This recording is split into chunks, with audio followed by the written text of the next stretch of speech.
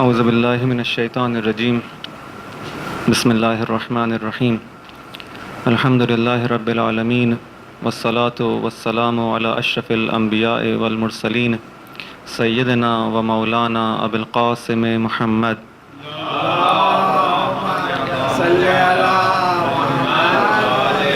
وعلى آل بیتہ الطیبین الطاہرین المعصومین المنتجبین سیما بقیۃ اللہ فی الارضین ارواحنا فداہ وعجل اللہ تعالی فرجہ الشریف.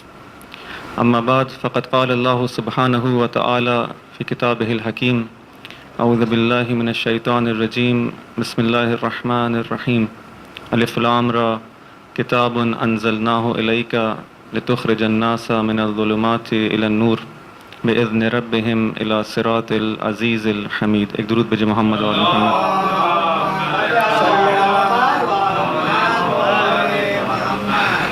عزیزان محترم، دین امامت اور امامت دین کے حوالے سے جس گفتگو کا آغاز کیا گیا ہے اس میں کل کی گفتگو میں بات یہاں تک پہنچی تھی کہ ہم نے چاہا کہ قرآن کی اصطلاح کے اندر خود قرآن کی زبان میں اگر ہم چاہیں کہ امام کسے کہتے ہیں، امامت کسے کہتے ہیں، تو چند آیات کی مدد سے اس مطلب کو حاصل کرنے کی کوشش کی گئی. بات جو ہے وہ ادھوری رہ گئی تھی اور وقت ختم ہو گیا تھا. انشاءاللہ آج کوشش ہوگی کہ یہ مسئلہ جو ہے امامت کا قرآن کی روح سے انشاءاللہ اس پر ہم تھوڑا بہت نزدیک ہو سکیں، اس قرآنی معنی سے بہتر سمجھ سکیں کہ قرآن کے نزدیک امام کسے کہتے ہیں، اس کی کیا خصوصیات ہوتی ہے. کل اس آیت کے ذیل کے میں کہ جہاں پہ حضرت ابراہیم علیہ السلام کو خدا خطاب کر کے کہتا ہے کہ اس واقعے کا تذکرہ کرتا ہے کہ ہم نے جب ابراہیم علیہ السلام کو آزمایا مختلف امتحانات سے، تو پھر جب ابراہیم علیہ السلام نے ان امتحانات میں جب وہ پورا اترے تو خدا ان سے کہتا ہے کہ انی جاعلک للناس اماما وَإِذِ ابْتَلَىٰ إِبْرَاهِيمَ رَبُّهُ بِكَلِمَاتٍ فَأَتَمَّهُنَّ. جب خدا نے آزمایا ابراہیم کو کچھ امتحانات سے اور ابراہیم اس میں پورے اترے تو خدا کہتا ہے کہ میں تم کو لوگوں کا امام بناتا ہوں. ابراہیم علیہ السلام یہاں پہ خدا سے سوال کرتے ہیں کہ وَمِن ذُرِّيَّتِي، اور کیا یہ امامت کا عہدہ میری ذریت میں، میری اولاد میں، میری آل میں بھی جائے گا؟ تو خدا کہتا ہے کہ قَالَ لَا يَنَالُ عَهْدِي الظَّالِمِينَ، کہ یہ عہدہ فقط ان لوگوں کو مل سکتا ہے کہ جنہوں نے اپنی زندگی میں کبھی ظلم کا ارتکاب نہ کیا ہو. خوب، یہاں اس آیت کے ذیل میں کچھ گفتگو شروع ہوئی اور پھر بات یہاں تک پہنچی کہ جب خدا کہتا ہے کہ میں تم کو امام قرار دیتا ہوں، اس کا مطلب ہے کہ سب سے اہم جو ایک اہم ترین مسئلہ ہے جو ہمارے اور برادران اہل سنت کے درمیان، کہ ہم کہتے ہیں کہ امامت جو ہے ایک ایسا عہدہ ہے، ایک ایسا منصب ہے کہ جو خدا کی جانب سے ملتا ہے. برادران اہل سنت کا نظریہ ہے کہ نہیں، اسے عوام بھی جو ہے وہ کسی کو دے سکتے ہیں. اور پھر بات آئی تھی کہ کیوں اختلاف ہے، اس لیے کہ ہمارے اور ان کے درمیان امامت کے معنی میں فرق ہے. وہ امامت کو فقط محدود سمجھتے ہیں حکومت دنیاوی تک اور خلافت ظاہری تک، جبکہ ہم جو امامت کا معنی کرتے ہیں اس میں ایک معنی حکومت ظاہری ہے، وہ بھی شامل ہے لیکن فقط اس تک محدود نہیں ہے. اس لیے جو ہے یہ مسئلہ اٹھا کہ کیوں ہم کہتے ہیں کہ خدا کی جانب سے ہونا چاہیے اور کیوں جو ہے وہ ہو. اس کے بعد جو ہے بس اس آیت سے ایک جو چیز سمجھ میں آتی وہ یہ ہے کہ یہ عہدہ جو کہ امامت کا ہے من جانب اللہ ہے، خدا کی جانب سے ملتا ہے، انسان کو اختیار نہیں ہے کہ کسی کو امام بنائے. دوسرا، اسی آیت سے جو چیز ہم نے استفادہ کی وہ یہ تھی کہ امامت کا عہدہ نبوت اور رسالت سے بالاتر ہے. کیوں؟ اس لیے کہ حضرت ابراہیم علیہ السلام کو کب خدا نے جو امام بنایا؟ ان کی زندگی کے اواخر میں. کیا اس بات کی دلیل ہے؟ اس بات کی دلیل یہ ہے کہ آپ نے اپنی ذریت کے لیے بھی امامت کو طلب کیا، اور یہ بات معلوم ہے کہ حضرت ابراہیم علیہ السلام آخر عمر کے اندر جو ہے، بڑھاپے کے اندر جو ہے صاحب اولاد ہوئے تھے، اس سے پہلے صاحب اولاد نہیں تھے. اس کا مطلب ہے کہ یہ عہدہ آخر میں ملا ہے، اور جو عہدہ آخر میں ملتا ہے وہ پچھلے عہدوں سے بالاتر ہوتا ہے. ایسا نہیں ہوتا کہ ایک انسان کو جو ہے وہ ایک عہدہ پہلے بڑا عہدہ دے دیا جائے اور بعد میں اس کو چھوٹا عہدہ ملے. تو یہ دو باتیں جو ہیں خود اس آیت سے ہمارے سامنے آتی ہیں. اس کے بعد اور کچھ آیات کی مدد سے دیکھا گیا کہ یہ جو امامت ہے جب دوسری آیات کے اندر آئی ہے اس کو اگر اس کے ساتھ ہم ضمیمہ کرتے ہیں، اس کے ساتھ ملاتے ہیں تو ہم کو کچھ اور نکات ملتے ہیں۔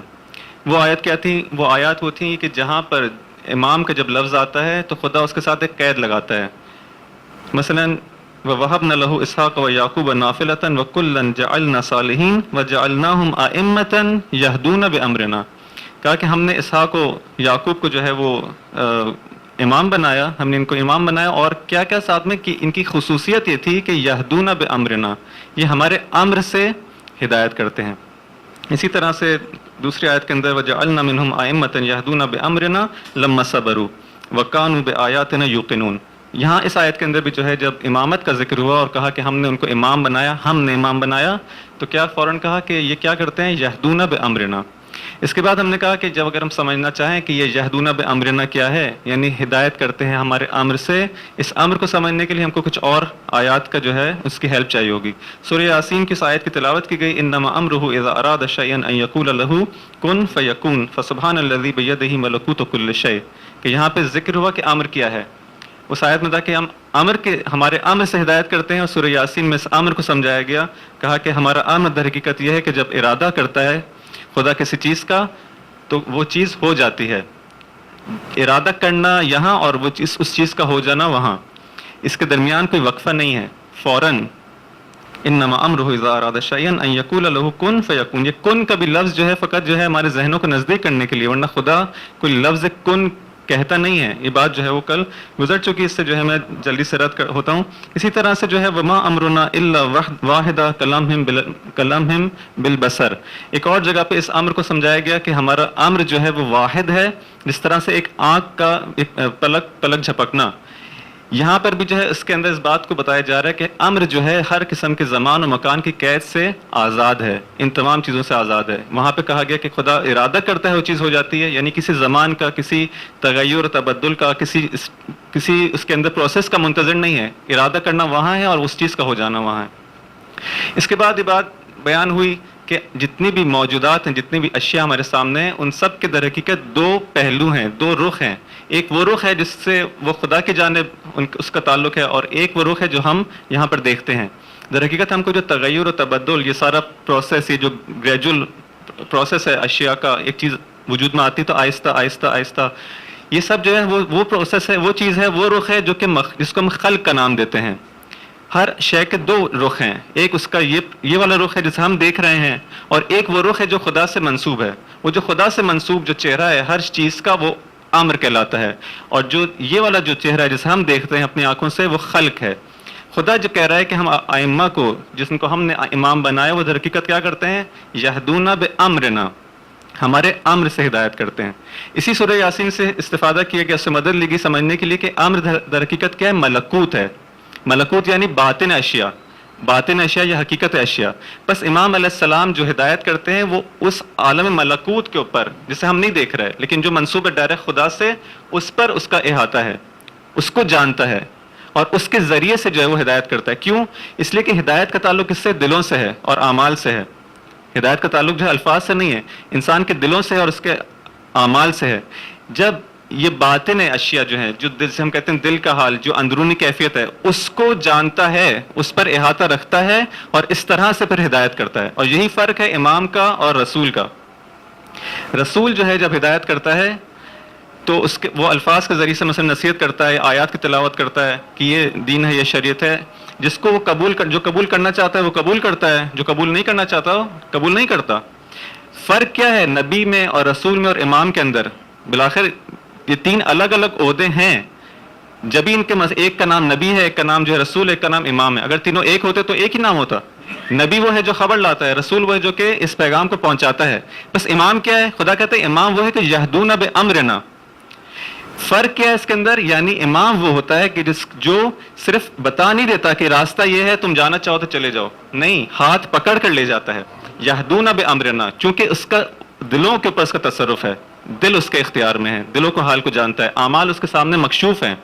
اور ملکوت جو ہے، عالم ملکوت جو ہے، وہ عالم جو کہ خدا سے جب منسوب ہے ڈائریکٹلی، وہ جو ہے اس کے سامنے مکشوف ہے۔ درود بھیجیں محمد و آل محمد۔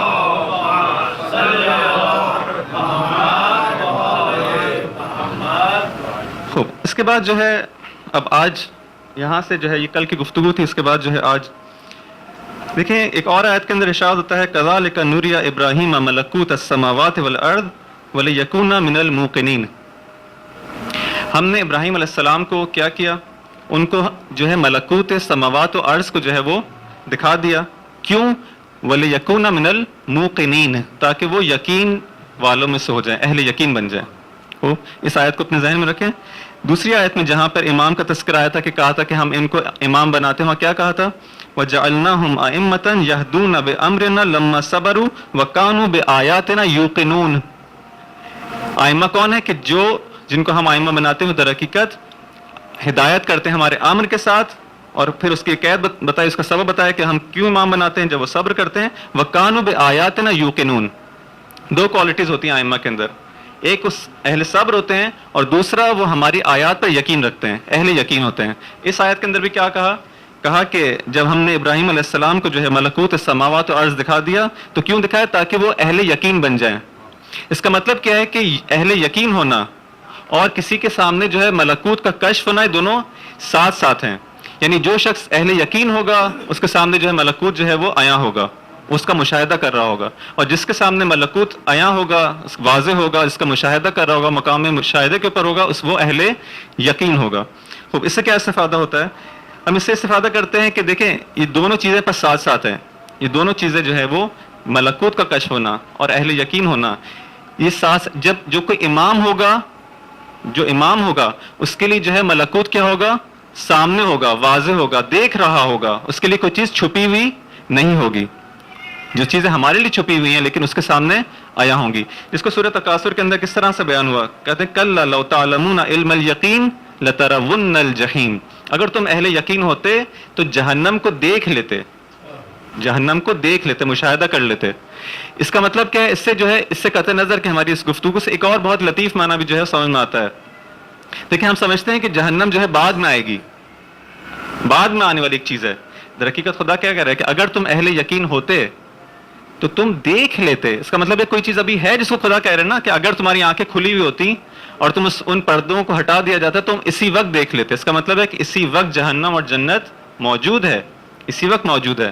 اور جس کا جو ہے پچھلے سال بھی جو ہے تذکرہ ہوا تھا. لیکن ایک نقطہ ہے بہت مفید ہے، اس کو جو ہے اگر ہم اپنی زندگیوں میں اس پہ توجہ دیں تو بہت اس کے گہرے اثرات ہیں. دیکھیں ایک دفعہ ہے کہ میں سمجھتا ہوں کہ جنت اور جہنم جو ہے آنے والی ایک چیز ہے. میں ایک کام کرتا ہوں، اچھا کام کرتا ہوں تو خدا مجھے بعد میں جنت میں ڈالے گا. اگر برا کام کرتا ہوں تو بعد میں جو ہے مجھے جہنم میں ڈالے گا. بعد میں ایک کام ہوگا. لیکن درحقیقت قرآن کا کانسیپٹ یہ نہیں کہ بعد میں نہیں. قرآن کا کانسیپٹ یہ ہے کہ جب تم کوئی کام کر رہے ہو، جیسا بھی کچھ کر رہے ہو، تم اپنی جنت بنا رہے ہو، اسی وقت بنا رہے ہو. اگر برا کام کر رہے ہو تو اپنے ہاتھوں سے جہنم کو برا بنا رہے ہو. نیک کام کر رہے ہو تو جنت بن رہی ہے. اسی چیز یہ وہی چیز ہے کہ جس کو جو ہے معراج کے اندر جب رسول خدا جاتے ہیں صلی اللہ علیہ وآلہ وسلم،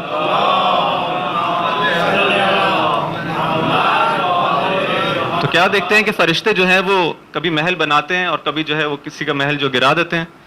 ایک تعجب کرتے ہیں کہ کیا چیز ہے. فرشتے کیا جواب، بہت مختصر بیان کر رہا ہوں. فرشتے کیا جواب دیتے ہیں کہ جب یہ بندہ ذکر کرتا ہے سبحان اللہ والحمد للہ ولا الہ الا اللہ واللہ اکبر، تو ہم اس کا جو ہے محل یہاں پہ جو عمارت ہے اس کو بناتے ہیں. لیکن جب یہ گناہ کرتا ہے تو اس طرح سے جو ہے وہاں سے اپنی طرف سے خود اپنے ہاتھوں سے آگ بھیجتا ہے کہ جس سے جو ہے وہ تباہ ہو جاتا ہے. یعنی یہ خود کر رہا ہے، جو کچھ بندہ ہے وہ خود کر رہا ہے، ہمیں کچھ کرنے کی ضرورت نہیں، خود ہے یہ خود اپنی. جس کو ایک اور مثال اس کو اچھی طرح سے دی جا سکتی ہے کہ ایک آپ کے پاس ایک نقاشی، ایک جو پینٹنگ کا ایک کینوس ہے جس کے اندر آپ کو کہا گیا کہ آپ اپنی تصویر خود بنائیں. اب آپ اس کو اچھی بنا لیں یا بدصورت بنائیں، قیامت کے اندر آپ کو دکھا دیا جائے گا کہ جو تم ہو، جو تم نے خود اپنے آپ کو اس طرح سے بنایا ہے. اچھا بنایا تو تم نے اپنے ہاتھوں سے بنایا، برا بنایا تو اپنے ہاتھوں سے بنایا. خوب، یہ وہ چیز ہے کہ اس کو یہاں پہ کہا جا رہا ہے کہ کلا لو تعلمون علم الیقین لترون الجحیم. اگر تمہیں علم یقین ہوتا تم اسی وقت دیکھ لیتے جہنم کو. بس اس کا مطلب ہے اس آیت سے بھی یہ چیز سامنے آ رہی ہے کہ اہل یقین اور مشاہدہ، اہل یقین چیزیں ساتھ ساتھ ہیں، ایک دوسرے سے جدا نہیں ہیں. ایک اور جگہ ارشاد ہوتا ہے کلا بل رانا. دیکھیں یہ چیز، یہ ساری آیتیں کیوں بیان کی جا رہی ہیں؟ بات یعنی اس پچھلی آیت سے بھی واضح ہو چکی ہے، لیکن ہم جو ہے مزید اس کے معیدات کے طور پر چیزیں لا رہے ہیں تاکہ جو ہے وہ اپنی بات کو مزید جو ہے کہتے ہیں محکم کر سکیں. کلا بل رانا علی قلوبہم. وہ لوگ جو کہ کافر ہوں گے ان کو خدا کہہ رہا ہے کہ ان کے دلوں کے اوپر کیا ہے، ان کے گناہوں کی وجہ سے، ان کی جہالتوں کی وجہ سے، ان کی گمراہیوں کی وجہ سے کیا ہے، زنگ پڑ گیا ہے. بل ران علی قلوبہم ما کانوا یکسبون، جو خود انہوں نے کسب کیا ہے، اس اپنے ہاتھوں سے جس کو کمایا ہے، خود انہوں نے اپنے اس کی وجہ سے کیا ہوا ہے، ان کے دلوں پر زنگ پڑ گیا ہے. کلا انہم عن ربہم یومئذ لمحجوبون، یہ لوگ جو ہیں قیامت کے دن اپنے رب سے کیا ہوں گے، حجاب کے اندر ہوں گے. بس جو شخص جو ہے جہالت کے اندھیروں میں ہو، گمراہی کے اندھیروں میں ہو، گناہوں کے اندر گھرا ہوا ہو، وہ کیا ہوگا، وہ مشاہدہ نہیں کر سکے گا. پچھلی آیتوں میں کیا بیان ہوا تھا، اس کے برعکس بات ہوئی تھی کہ جو علم یقین رکھتا ہوگا وہ اہل کشف بھی ہوگا، اس کے سامنے چیزیں جو ہیں وہ واضح ہوں گی، آیا ہوں گی، اس کے سامنے کوئی حجاب نہیں ہوگا. یہاں پہ اس کے اپوزٹ کہا جا رہا ہے کہ وہ لوگ جن کے دلوں پر زنگ لگا ہوا ہے ان کے اپنے کرتوتوں کی وجہ سے، اپنے گناہوں کی وجہ سے، ان کی اپنی جہالتوں کی وجہ سے، یہ لوگ جو ہیں قیامت کے دن جو ہیں وہ یومئذ محجوبون، یہ لوگ جو ہیں ان کے اور خدا کے درمیان حجاب ہوگا، کشف نہیں ہوگا. اس کے بعد آگے جا کے انہی کو کہا جاتا ہے کلا ان کتاب الابرار لفی علیین. تم لوگ جو کہ شک کیا کرتے تھے، آج دیکھ لو. کیا دیکھ لو؟ جو کتاب، جو نیک لوگوں کی جو کتاب ہے وہ کہاں پر ہے، علیین کے اندر ہے. نیک لوگوں کی کتاب، ان کا نام اعمال کہاں پر ہے، وہ علیین میں. خوب. وما ادراک ما علیون، اور تم کیا جانو کہ علیون کیا ہے، کتاب مرقوم، ایک ایسی کتاب ہے جو لکھی گئی ہے، یشہدہ المقربون، یشہدہ المقربون، مشاہدہ کرتے ہیں اس کا کون، جو مقرب بندے ہیں. بس جو مقرب بندے ہیں وہ مشاہدے کے عالم میں ہیں، مشاہدے کے مقام پر ہیں، اور جو ایسا نہیں ہے جن کے پاس، جن کے قلب کے اندر جہالت اور شک و شبہات کے جو اندھیرے ہیں، وہ اس سے محروم رہیں گے. خوب. یہاں سے بھی جو ہے یہی بات جو ہے دوبارہ ثابت ہو کے آتی ہے کہ علم یقین ہونا اور ملکوت کا کشف ہونا، حجابوں کا ہٹ جانا، یہ سب ساتھ ساتھ ہیں. بس جب مقربین جو ہے حجاب کے اندر نہیں ہے، ان پر جو ہے وہ کسی بھی قسم کا جو ہے حجاب نہیں ہے، کسی قسم کے جہالت کا، کسی قسم کے شک و شبہ کا، تو اس لیے ہم کہتے ہیں کہ امام جو ہے، جو کہ اس بات کہاں سے شروع ہوئی، امام سے شروع ہوئی تھی، کہ امام جو ہے وہ کیا کرتا ہے، ہدایت کرتا ہے ہمارے امر کے ساتھ، اور یہ جو ہوتا ہے وہ اہل یقین میں سے ہوتا ہے. بس ثابت ہوا کہ جب اہل یقین میں سے ہوتا ہے تو اس کے لیے سب چیزیں کشف ہوتی ہیں، ملکوت بھی کشف ہوتا ہے. بس امام کس مرحلے کے اوپر ہے کہ جس کے سامنے جو ہے لوگوں کے دلوں کا حال، پوری عالم جو ہے اس کے سامنے کس طرح سے واضح ہے، مکشوف ہے، کوئی چیز اس کے لیے چھپی ہوئی نہیں ہے. درود بھیجے محمد و آل محمد پر.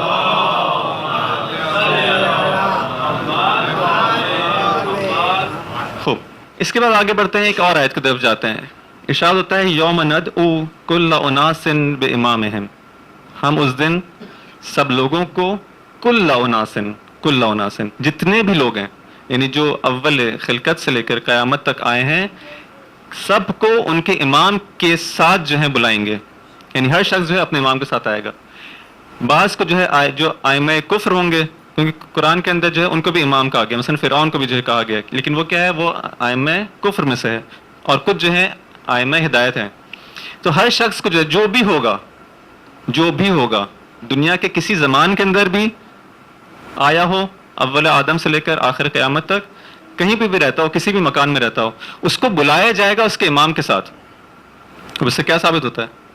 اس سے ثابت یہ ہوتا ہے کہ بس اس کا مطلب ہے کہ جس کو خدا امام کہہ رہا ہے، حتماً ہر زمانے میں اور ہر مکان کے اندر بالآخر ایک امام ہوگا جو کہ لوگوں کے اعمال کے اوپر ناظر ہوگا، اور لوگوں کے اعمال اس کے پاس پیش کیے جاتے ہوں گے.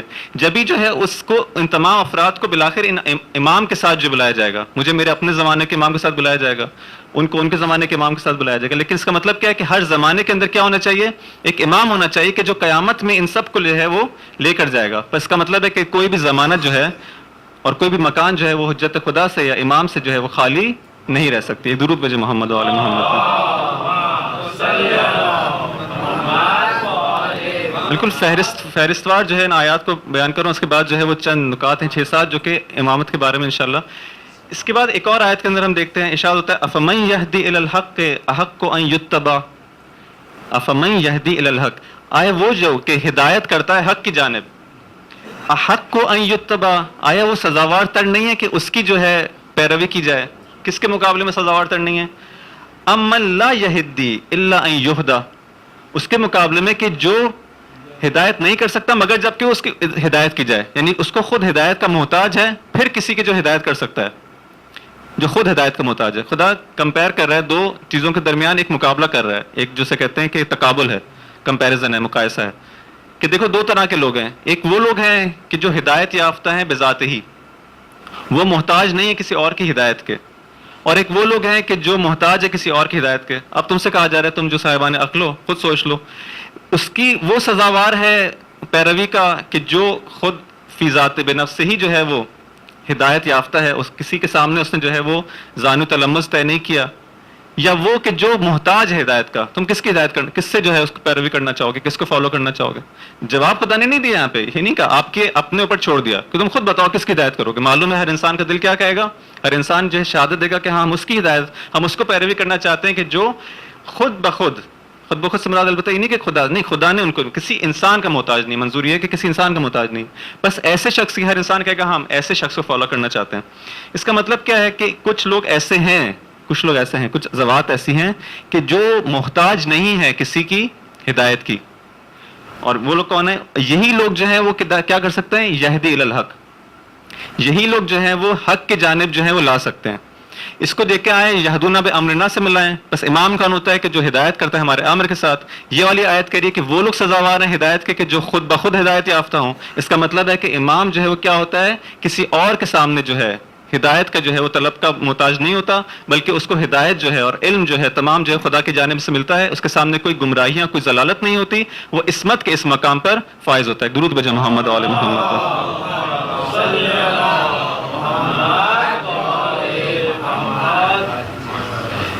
اس کے بعد جو ہے اگلے سٹیپ پر آتے ہیں.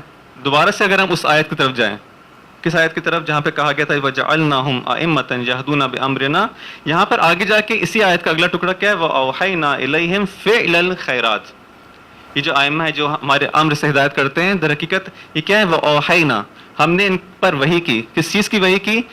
فعل الخیرات, فعل خیرات کی, یعنی نیک کاموں کی وحی کی. دیکھیں ایک دفعہ جو ہے قرآن یہ کہہ سکتا تھا, خدا یہ کہہ سکتا تھا کہ ہم جو ہے یہ جو ائمہ ہیں ان کو ہم وحی کرتے ہیں کہ تم نیک کام انجام دو. قرآن نے یہ نہیں کہا کہ ہم ان پر وحی کرتے ہیں کہ تم نیک کام انجام دو. کہنا یہ چاہ رہا ہے کہ یہ جو فعل خیر انجام دیتے ہیں, یہ جو فعل خیر انجام دیتے ہیں, نہیں ہے کہ ہم جب امر کرتے ہیں تو فعل نہیں, یہ جو فعل خیر انجام دے رہے ہیں یہ در حقیقت کیا ہے؟ ہماری وحی کے سائے کے اندر ہے, ہماری وحی کی تائید کے اندر ہے. بس دونوں باتوں میں بہت زمین آسمان کا فرق ہے. ایک دفعہ کہنا کہ ائمہ کو ہم وحی کرتے ہیں تاکہ نیک کام انجام دیں, ایک دفعہ یہ کہنا کہ نہیں یہ ائمہ وہ ہیں کہ جو ہدایت کرتے ہیں ہمارے امر سے, اور جو ہے جب یہ جو فعل خیر انجام دے رہے ہیں در حقیقت کیا ہے؟ یہ ہمارے وحی کے سائے میں ہے. اس کا مطلب ہے کہ جتنا بھی افعال ائمہ کے معصومین علیہ السلام کے ہیں وہ سب کے سب کیا ہے؟ تائید ہے, مؤید ہے خدا کی وحی سے اور خدا کی جانب سے. ایک درود بجے محمد و آل محمد.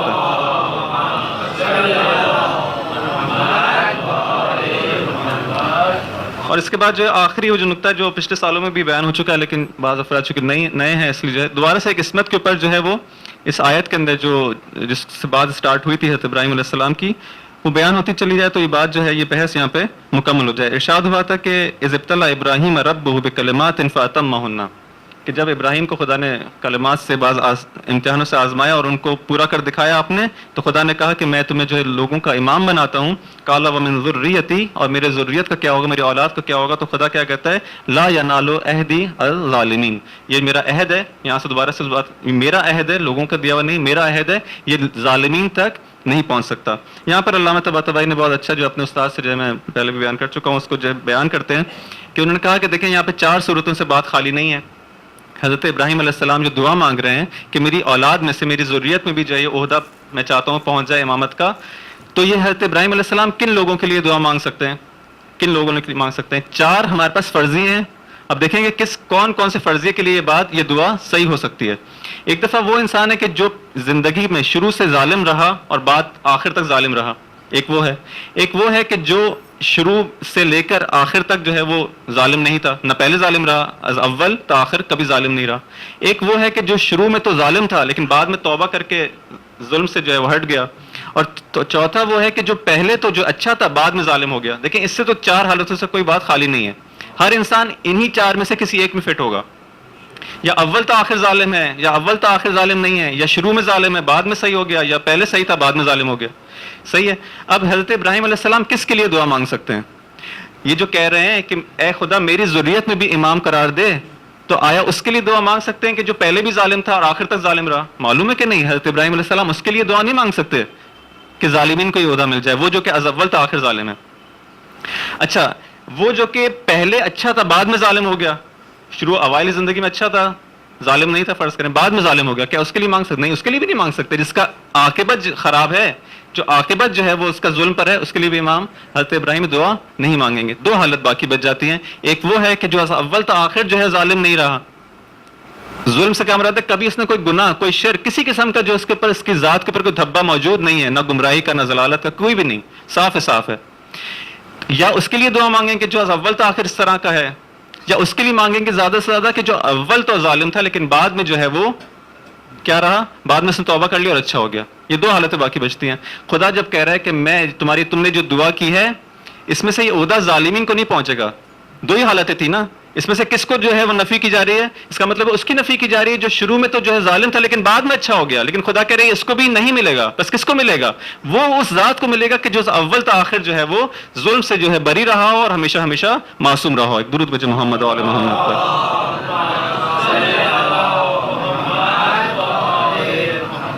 خوب، بس ان 4-5 آیتوں کو جو ہم ملاتے ہیں، ضمیمہ کرتے ہیں ایک دوسرے سے، ہم کو کیا نتیجہ ملتا ہے؟ یہ 6-7 نتائج ہے کہ جو امامت کے بارے میں ملتے ہیں.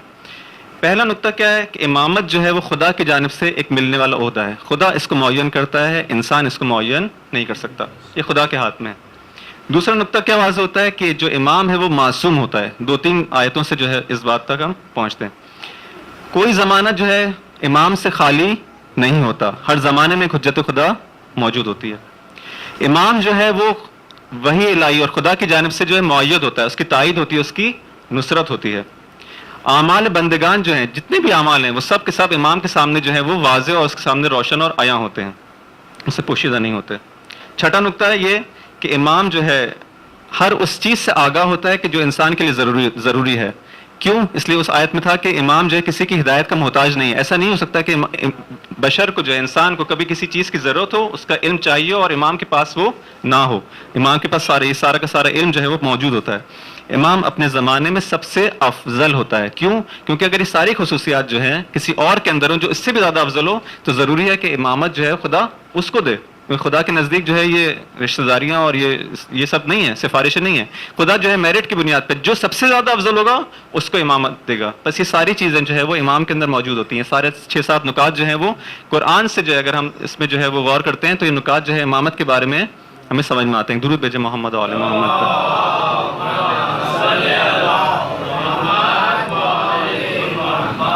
خوب، اس کے بعد جو ہے دیکھیں وہ جو مشہور آیت ہے کہ جس کو اکثر ہم لوگ پڑھا کرتے ہیں، تلاوت کیا کرتے ہیں، وہ کیا ہے؟ سورہ مائدہ کی جو ہے وہ آیت شروع کی، الیوم یئس الذین کفروا من دینکم فلا تخشوہم واخشونی. آج کے دن جو ہے وہ کیا ہے؟ یئس الذین کفروا، جو لوگ کفر جنہوں نے اختیار کیا وہ کیا ہو گئے؟ مایوس ہو گئے. کس سے مایوس ہو گئے؟ تمہارے دین سے مایوس ہو گئے. یعنی اس سے پہلے تک جو ہے ان کو امید تھی کہ اب بھی جو ہے وہ یہ دین جو ہے وہ ختم ہو سکتا ہے، لیکن آج کے دن جو ہے یہ لوگ مایوس ہو گئے. فلا تخشوہم واخشونی. عجیب ہے، یہاں پہ خدا کہتا ہے کہ اب تم ان سے نہ ڈرو، اب مجھ سے ڈرو. خوب، اس کے بعد کیا مطلب انشاءاللہ بیان ہوتا ہے. الیوم اکملت لکم دینکم. کون سا یوم تھا؟ وہی دن. شروع میں آیت کے اندر کیا تھا؟ الیوم. آج کے دن جو ہے کافر جو ہے وہ مایوس ہو گئے. پھر دوبارہ کہا جا رہا ہے الیوم، آج ہی کے دن. یہی جو آج کا دن ہے یہ کیا ہے؟ در حقیقت کیا ہوا اس میں؟ اکملت لکم دینکم، ہم نے تمہارے دین کو جو ہے وہ کامل کر دیا. واتممت علیکم نعمتی، اور میری نعمت جو ہے وہ آج کے دن جو ہے میں نے تمام کر دی، پوری کر دی. ورضیت لکم الاسلام دینا، اور آج کے دن میں اس دین اسلام سے جو ہے وہ راضی ہو گیا. خوب، یہ اللہم صلی اللہ. اب اس کے اندر جو ہے ایک طویل بحث ہے کہ یہ الیوم کا جو لفظ ہے قرآن سے، یعنی یہ کس قسم کا دن ہے. اس کی جو ہے اگر ہم جو ہے وہ قرآنی شواہد لے کے آتے ہیں ایک لمبی بحث ہو جائے گی. یہ چونکہ ہم لوگ سب جانتے ہیں کہ کون سا دن ہے، روایت کے اندر اور تاریخ سے جو ہے وہ اہل سنت نے بھی بیان کیا اور اہل تشریح نے بھی بیان کیا. اس کو جو اس تفصیل میں جاننا مقصود نہیں ہے کہ معلوم ہے یہ غدیر کا دن تھا اور جس دن یہ آیت نازل ہوتی ہے، اور مقصود یہ امامت کا بیان تھا کہ اب جب کہ تم کو امامت، یعنی امامت بھی جو ہے وہ دے دی گئی، اور امامت کا جو کہا گیا اس آیت کے اندر کہ رسول اعلان کر دو اس چیز کا کہ جس کا تم نے اگر اعلان نہ کیا تو جیسے تم نے حق کی رسالت ادا نہیں کیا. تو پھر اس کے بعد جو ہے وہ رسول خدا جو ہے اگلی منزل پر جا کے لوگوں کو حکم دیتے ہیں کہ یہاں پہ روکا جائے، اور سب واقعہ آپ کے سامنے ہے. خوب یہ وہ کیا چیز تھی کہ اتنا اہم ہے, اتنی زیادہ اہمیت رکھتی ہے کہ اگر یہ چیز ادا نہ ہو تو حق کے رسالت ہی, اتنی زحمتیں جو ہیں سب جو ہیں وہ ختم ہو جائیں گی. یہ وہ امامت ہے, اس کی اہمیت بتانا چاہ رہا ہوں کہ کس حد تک اہم ہے. اگر یہ امامت نہ ہو تو در حقیقت کیا ہے, یہ دین کامل نہیں ہے, دین ناقص ہے. خدا کہتا ہے کہ یہ دین جو ہے کیا ہے, اس دن ہم نے تمہارا دین جو ہے وہ کامل کیا, اور اس دن جو ہے نعمت جو ہے وہ تمام ہوئی. کمال میں اور تمام میں کیا فرق ہے؟ ایک چیز جو ہے وہ کمپلیٹ ہونا, اس سے ہم کہتے ہیں کہ تمام یعنی کمپلیٹ, کمال یعنی پرفیکٹ. کیا فرق ہے؟ دیکھیں ممکن ہے ایک چیز کے جو ہے وہ 10 اجزاء ہوں, 10 اجزاء ہوں, ٹھیک ہے. جب یہ سارے اجزاء, جو فرض کریں کہ جیسے نماز ہے, خوب نماز کے اندر ہم کہتے ہیں کہ جو ہے تکبیرۃ الاحرام سے لے کے جو ہے سلام تک جو ہے فرض کریں 10 اجزاء ہیں. یہ کام کرنا ہے, یہ ایک فہرست ہے. اس میں سے اگر میں کوئی ایک کو فرض کریں رکوع کا انجام نہیں دیتا, باقی 9 کو انجام دیتا ہوں, رکوع کا انجام نہیں دیتا, تو میں کیا کہوں گا کہ یہ نماز تمام نہیں ہے, یہ نماز ناقص ہے, یہ نماز تمام نہیں ہوئی, ابھی کامل نہیں, تمام نہیں ہوئی. لیکن ایک دفعہ ہے کہ میں نماز جو ہے وہ اس کے 10 جو ہے اجزاء کو بجا لاتا ہوں, ٹھیک ہے. لیکن ایک دفعہ جو ہے وہ میں بجا لاتا ہوں, ایک دفعہ امیر المومنین بجا لاتے ہیں. اب زمین آسمان کا فرق ہے. اللہم صلی علی محمد و علی محمد. زمین آسمان کا فرق ہے, قابل مقایسہ نہیں ہے, کوئی کمپیریزن نہیں ہے. لیکن فرق بلاخر میں نے بھی 10 اجزاء کو بجا لایا ہے, آپ نے بھی 10 اجزاء کو بجا لایا ہے. فرق کس چیز کے اندر ہے؟ کمال کے اندر ہے. وہ پرفیکشن کے اوپر ہے, میں پرفیکشن کے اوپر نہیں ہوں. خدا کہتا ہے کہ آج کے دن جو ہے, جب یہ اعلان تم نے کر دیا ولایت علی ابن ابی طالب کا, تو کیا ہوا؟ آج کے دن ہم نے اس دین کو 2 جہت سے جو ہے اس کو کامل بھی, اس کو جو ہے کمپلیٹ بھی کر دیا, تمام بھی کر دیا. یعنی اب تک اگر یہ امامت کو جب تک اس میں ایڈ نہیں کیا جائے گا, جب تک کیا ہے یہ دین جو ہے وہ ناقص ہے, اس کا ایک جز ابھی کم ہے. اور جب یہ آ جائے گا, جب یہ جز آ جائے گا, تو جب باقی اجزاء کے ساتھ مل جائے گا تب اپنے کمال کو پہنچے گا. باقی اجزاء موجود ہیں, لیکن وہ بھی اپنا اثر واقعی جو مطلوب ہے, جو واقعی خدا چاہتا تھا اس کا اثر, وہ کب دکھائے گا؟ جب یہ سارے کے سارے اجزاء آپس میں مل جائیں, اور پھر جو ہے وہ کمال تک پہنچ سکتا ہے. درود بھیجیں محمد و علی محمد.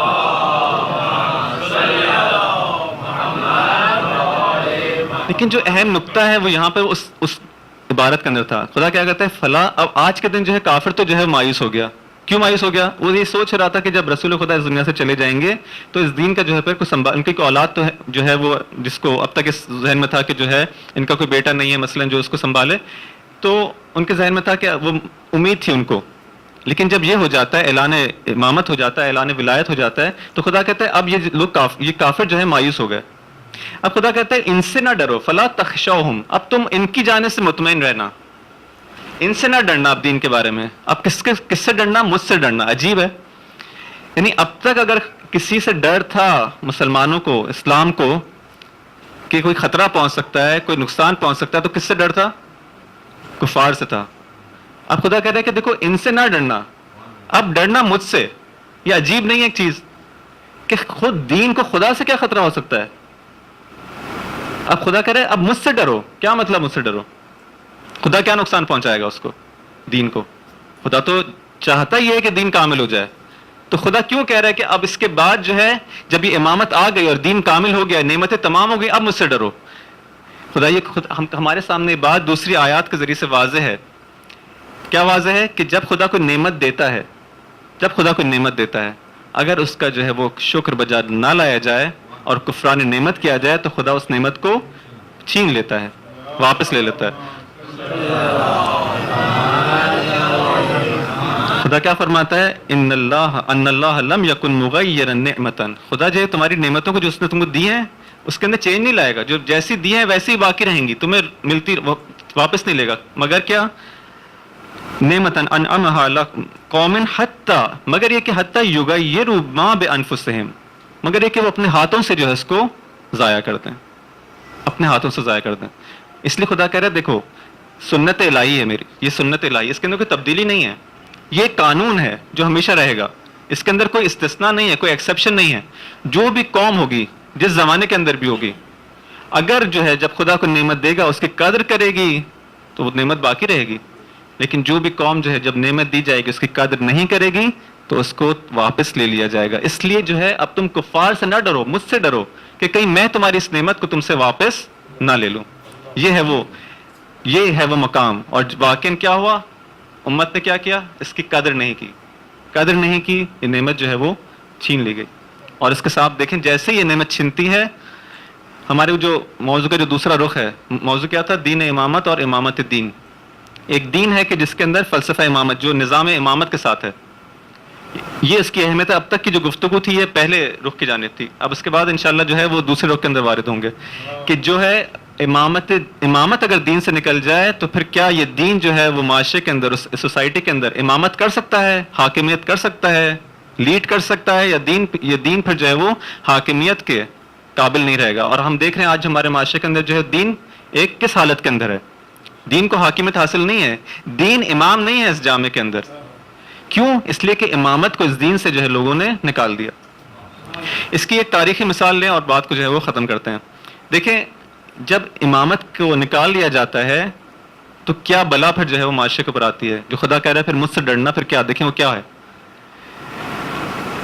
یہ بات جو ہے وہ رحلت رسول خدا کے بعد, اللہم صلی علی محمد و علی محمد,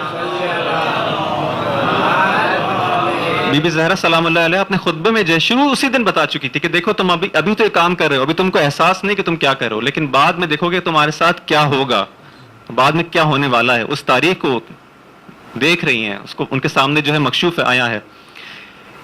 وہ کیا چیز ہے, چند یعنی ہم سمجھ تقریباً جو ہے وہ 70-80 سال کا وقت گزرتا ہے, 80-90 سال کا وقت گزرتا ہے, یعنی 80-90 ہجری کے درمیان کا کہہ سکتے ہیں. عبد الملک ابن مروان کی حکومت کا زمانہ ہے. حجاج کو جو ہے وہ کوفے بھیجا جاتا ہے, کیا بنا کے, گورنر بنا کے, حاکم بنا کے. یہ کوفہ کون سی جگہ ہے, یہ عجیب کوفہ بھی جو ہے بہت ہی عجیب ہے. اس کے اندر مختلف زمانوں کے اندر مختلف انقلاب بہت ہی عجیب قسم کے آئے ہیں, کبھی کسی کا اس نے ساتھ دیا تو کبھی کسی کا ساتھ دیا ہے. یہی کوفہ جو ہے کبھی امیر المومنین کا جائے خلافت ہے, دارالخلافہ ہے, اللہم صلی علی محمد و آل محمد. اور یہی وہ کوفہ ہے کہ جہاں پر حضرت مسلم علیہ السلام کے ہاتھ پر جو ہے بیعت بھی کی جاتی ہے, اور انہی کے ساتھ پھر جو ہے دغا بھی کی جاتی ہے. اور یہی وہ کوفہ ہے جو کہتا ہے ہم آپ کے ساتھ آمادہ ہیں, اور یہی کوفہ پھر ساتھ بھی نہیں دیتا. اور یہی کوفہ ہے جہاں پہ بی بی زینب جب خطبہ دیتی ہیں تو لوگ جو ہے گریہ بھی کرتے ہیں. یہی وہ کوفہ ہے جہاں سے مختار کی حکومت بھی قائم ہوتی ہے. یہی وہ کوفہ ہے جہاں پہ حکومت چھن بھی جاتی ہے. عجیب ہے یہ کوفہ, عجیب ہے. لیکن کوفہ جو ہے وہ اس کے اندر بالآخر ایک چیز تھی کہ یہاں پر وہ بیچ تھے, یہاں سے جو توقع رکھتے تھے ہمیشہ حکمران کہ یہ ہمیں جو ہے پریشان کر سکتا ہے. یہ شہر ایسا شہر ہے کہ جہاں پر شیعان موجود ہیں, اور یہ ہمیں جو ہے وہ ان کی جانب سے مشکل ہو سکتی ہے. اس لیے ہمیشہ جو ہے وہ ظالم ترین جو ہے لوگوں کو جو ہے یہاں پہ منسوب کیا جاتا تھا. عبد الملک ابن مروان بھی جو ہے اس زمانے کے اندر حجاج کو کہتا ہے کہ تم جاؤ, اس شہر کو تم ہی سنبھال سکتے ہو. حجاج آتا, اس سے پہلے معلوم ہوتا ہے کہ اس سے پہلے کیوں بھیجا جا رہا ہے, اس کا مطلب ہے کہ اس سے پہلے والا گورنر صحیح طرح سے کنٹرول نہیں کر پا رہا تھا. لوگ جو ہیں وہ تھوڑا سا شاید اپنے جوش کے اندر آ گئے تھے دوبارہ سے, تو لوگوں کو حجاج کو بھیجا جاتا ہے. صبح کا وقت حجاج جو ہے وہ رات کو جو وارد ہوتا ہے تاریکی کے اندر, اور اپنے کوئی 30 یا 50 کے قریب غلاموں کے ساتھ آتا ہے, اس کو کہتا ہے کہ تم مسجد کے اطراف میں جو ہے وہ پوزیشن جو ہے سنبھال لو اور میرے حکم کا منتظر رہنا. یہ لوگ چھپ جاتے ہیں. صبح کے وقت جو ہے مسجد جو ہے وہ آہستہ آہستہ نمازیوں سے بھر جاتی ہے, اور لوگ جو ہے عبادت کے لیے مسجد میں آ جاتے ہیں. اور بالآخر ایک جو ہے وہ وہاں پہ لوگوں کی نمازوں کی اور قرآن کی تلاوت کی آواز ہے. یہاں پہ حجاج آتا ہے, اس نے اپنے چہرے کے اوپر جو ہے نقاب ڈالی ہوئی ہے, آہستہ سے آ کے جو ہے وہ مسجد کے اندر ایک کونے میں بیٹھ جاتا ہے, اور آہستہ آہستہ جیسے نماز کا وقت نزدیک ہوتا ہے وہ ممبر کے پر جا کے بیٹھ جاتا ہے کہ کسی کو کوئی جو ہے نوٹس نہ کرے اور کسی کو احساس نہ ہو, کیونکہ لوگ مشغول ہیں اپنی عبادت کے اندر. جب نماز کا وقت ہوتا ہے تو ایک دم سے جو ہے حجاج جو ہے وہ لوگوں کو خطاب کر کے کہتا ہے, ان کو جو ہے اپنی جانب متوجہ کرتا ہے. جب لوگ سر اٹھا کے دیکھتے ہیں تو ایک شخص ہے جو کہ ممبر پر ہے. اس کا حالت یہ تھی کہ ابا اور امامہ اس کا جو ہے سرخ رنگ کا ہے, جو کہ ایک غیر معمول مثلا ایک لباس تھا, اور یہ شخص جو ہے اپنے چہرے کے اوپر جو ہے وہ اس نے اپنی جو امامے کی جو تحت الحنک ہے اس کو اس طرح سے جو ہے وہ منہ پر جو ہے نقاب کی صورت میں باندھا ہوا ہے کہ کوئی اس کو پہچانے نہ, فقط اس کی آنکھیں جو ہے وہ دکھائی دے رہی ہیں. لوگ کہتے ہیں جب جیسے متوجہ ہوتے ہیں جب تو کہتے ہیں کہ یہ کون شخص ہے جو اس حالت کے اندر جو ہے وہ مسلح ہے, شمشیر لے کے جو ہے وہ وہاں پہ جو ہے ممبر پہ رسول پہ جو ہے وہ بیٹھا ہوا ہے. جب لوگ متوجہ ہوتے ہیں آپس میں جو ہے وہ چہمہ گوئیاں شروع ہوتی ہیں, یہ کون ہے, یہ کون شخص ہے جو بیٹھ گیا اس حالت کے اندر ہتھیار لے کے اور سرخ رنگ کا امامہ پہن کے, یہ کون ہے. اتنی دیر میں جو ہے حجاج جو ہے اپنے چہرے سے وہ نقاب کو ہٹاتا ہے, کہتا ہے کہ جو نہیں جانتا وہ جان لے کہ میں کون ہوں, میں حجاج ہوں. جب لوگوں کا یہ سننا تھا کہ یہ حجاج ہے، سنا ہوا تھا بلاکر، معلوم تھا کہ حجاج بہت ہی صفاق اور جو ہے ظالم انسان ہے. جیسے ہی سنتے ہیں کہ یہ حجاج ہے، اب آپس میں جو کہتے ہیں اچھا یہ حجاج ہے، وہ کہتا ہے حجاج ہے، ایک جو ہے خوف کا ایک عالم جو ہے. حجاج کیا کرتا ہے، اس طرح سے خوف جو ہے شروع میں ہی بٹھا دیتا ہے. لوگ جو ہیں آپس، اس سے پہلے کہ حجاج کچھ کہتا، ابھی اس نے کچھ نہیں کہا، کچھ بھی نہیں کہا، اس نے فقط کہا کہ میں حجاج ہوں. حجاج کا یہ کہنا کہ میں حجاج ہوں، لوگوں کے درمیان جو ہے وہ لوگ کہتے ہیں کہ یہ حجاج حجاج حجاج، یہ پورے مسجد کے اندر جو بات گونج جاتی ہے. اب حجاج کیا کرتا ہے، کہتا ہے کہ مجھے جو ہے وہ کچھ جو ہے جس طرح سے درختوں کے اوپر جو پھل ہوتے ہیں، جو پکے ہوئے پھل ہوتے ہیں، جو رسیدہ ہوتے ہیں، ان کی کاٹنے کی دیر ہوتی ہے، مجھے ان گردنوں کے اوپر جو ہے سر نظر آ رہے ہیں کہ جو پکے ہوئے پھلوں کی مانند ہیں، اور اب ان کو کاٹنے کی دیر ہے. یہاں پہ کچھ گردنوں پہ سر زیادہ نہیں ہے، ان کو کاٹنا چاہیے، کیوں اتنے زیادہ سر نظر آ رہے ہیں؟ بس یہ جملہ کہنا تھا. جو عوام ہے، جو مسجد کوفہ کے اندر ایک مجمع تھا نا، کوئی 2-4 لوگ نہیں تھے، ایک مجمع تھا جو کہ بیٹھا ہوا تھا. مسجد کوفہ جو زمانے سے بڑی مسجد تھی، جو بھری ہوئی تھی نمازیوں سے. اگر ان میں سے کوئی شخص اٹھتا، 2-4 لوگ اٹھتے اور ممبر پر جا کر حجاج سے کہتے تمہیں جرت کیسی بھی تم یہاں پر بیٹھو، اور اس کو اتار لیتے، اس وقت حجاج کیا کر لیتا؟ کیا کر سکتا تھا حجاج؟ حجاج بھی انہی کی طرح کا ایک انسان تھا. حجاج کوئی بہت ایسا نہیں تھا کہ بہت بڑا کوئی پہلوان ہو جس کے مقابلے پہ کوئی نہ آ سکتا ہو. اگر چند لوگ اٹھتے اور جرت کرتے اور وہاں جا کے حجاج کو ممبر سے نیچے اتار لیتے کہ تمہاری جرت کیسی بھی کس ممبر پہ بیٹھو. لیکن کیا ہوا؟ کیا ہوا؟ جب لوگ جو ہیں، جب امامت کو چھوڑ دیتے ہیں، ولی خدا سے دور ہو جاتے ہیں، امامت سے دور ہو جاتے ہیں، تو یہ حالت دیکھنی ہے ان کو، اس ذلت کو دیکھیں گے. اور تاریخ نے کتنے ہی ایسے واقعات ہم کو دکھائے ہیں، کتنے ہی ایسے واقعات دکھائے ہیں. یہ وہ عبرت کے مقامات ہیں کہ پھر زمانہ جو ہے، پھر جو ہے معاشرہ جو ہے اتنا پست ہو جاتا ہے، اتنا پست ہو جاتا ہے کہ حجاج جیسا شخص جو ہے وہ آتا ہے، ممبر پر بیٹھتا ہے، ممبر رسول پر بیٹھتا ہے، اور پھر اپنے غلام سے کہتا ہے کہ لاؤ خط لے کر آؤ. وہ خط لایا جاتا ہے، کہتے ہیں کہ اس کو پڑھ کے سناؤ. وہ پڑھ کے سناتا ہے کہ یہ خط ہے کس کی جانب سے؟ امیر مومنین نعوذ باللہ کی جانب سے، اہل کوفہ کی جانب. اور پھر سلام ہوتا ہے اس خط کے اندر کہ تم پر اہل کوفہ سلام ہو میرا. لوگ جو ہے خاموش ہیں. حجاج کہتا ہے رک جاؤ اے غلام، تم نے سنا نہیں کہ امیر المومنین سلام کہہ رہے ہیں؟ سلام کا جواب دو. ساری مسجد جو ہے سلام دیتی ہے، علیکم السلام، اس امیر المومنین کو جو عبد الملک ابن مروان ہے، اس کا جواب دے دیتا. بس یہاں پہ معاملہ ختم ہو گیا. سب پورا کوفہ جو ہے آج کس کے کنٹرول میں ہے؟ اس سلام کا جواب دینا تھا، اور یہ پورا کوفہ جو ہے آج حجاج کے کنٹرول میں ہے. بس بات ختم ہو گئی، بات یہیں پہ ختم ہو گئی. اور اس کوفہ نے بعد میں دیکھا کہ کتنے مظالم جو حجاج کرتا ہے. لاکھوں انسان، لاکھوں، ہزاروں نہیں، لاکھوں انسانوں کا جو ہے قتل عام کرتا ہے. کیوں؟ امامت سے دوری. کیوں؟ خدا نے کیا کہا تھا کہ اب جو ہے اگر اس ولایت کو میں تم کو دے رہا ہوں، یہ بہت بڑی نعمت ہے، امامت کو تم کو دے رہا ہوں، لیکن اس کا خیال رکھنا. اگر خیال نہیں رکھو گے تو یہ چھن بھی سکتی ہے، اور جب چھنے گی تو اس طرح کے جو تمہیں دن بھی دیکھنا ہوگا. یہی زمانہ ہے، گزرتا ہے گزرتا ہے. رسول خدا کے بعد جو ہے یہ وقت گزرتا ہے، یہاں تک کہ ایک وقت وہ آتا ہے، تاریخ جو ہے 61 ہجری، محرم کی جو 61 ہجری کا جو ہے وقت بھی دیکھتی ہے کہ یہاں پہ جو ہے وہ زمانہ جو ہے جب امامت سے دور ہوتا ہے تو کتنا پست ہو جاتا ہے، کتنا گرتا ہے، کتنا گرتا ہے. اس کا اندازہ لگا سکتے ہیں.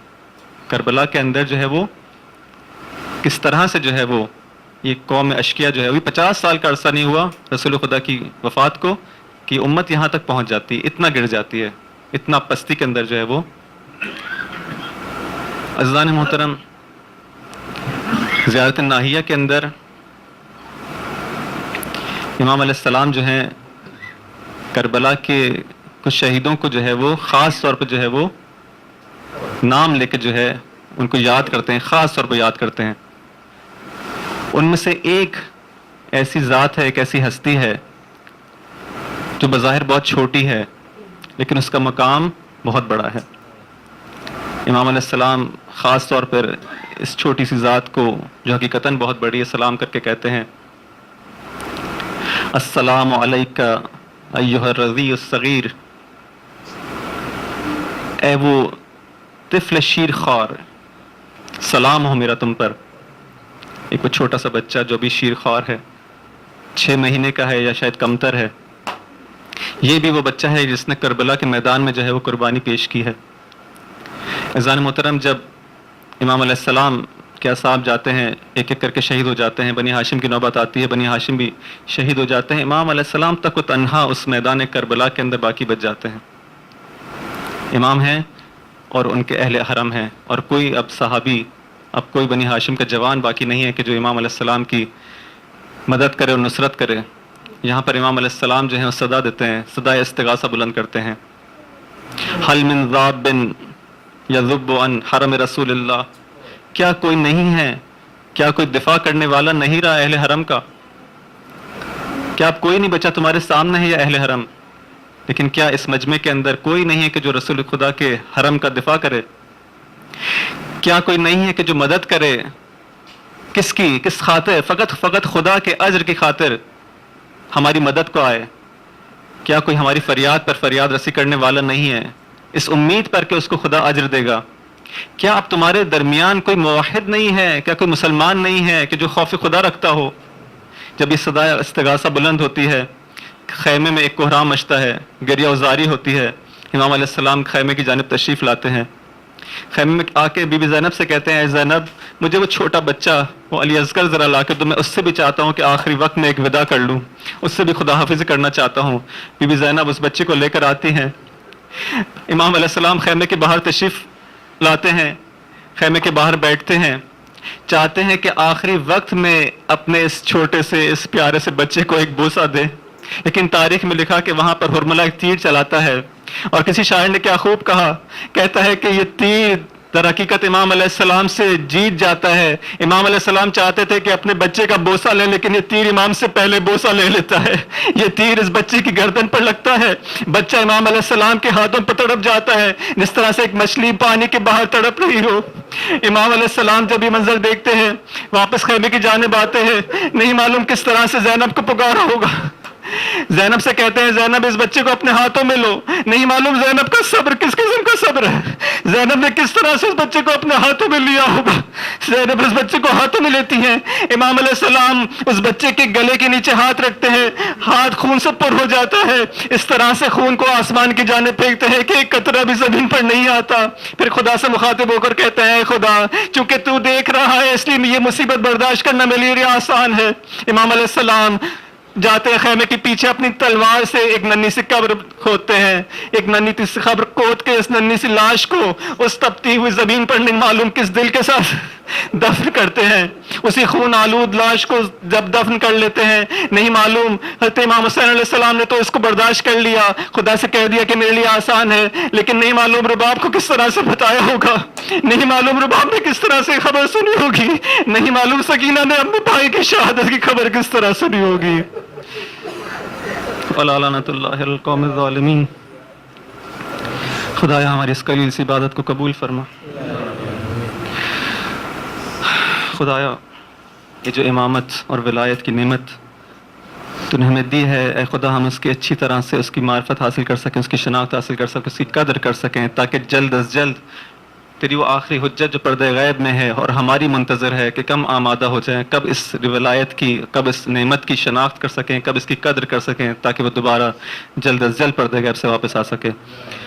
خدایا ہمیں اتنی معرفت عطا فرما اپنے امام کی کہ اپنا سب کچھ, اپنی مال و دولت, عزت و آبرو, اپنی جان ان پر قربان کر سکیں. اے خدا اس زمانے کے اندر جو ظلم و ستم ہو رہا ہے, ان عالم اسلام کے پر جو ظلم و ستم ہو رہا ہے, اس ظلم و ستم کی برطرفی کے لیے اپنے آخر اجت کی ظلم تعجیل فرما, ہم ان کے بہترین اصحاب و انصار میں شامل فرما. ماتم حسین.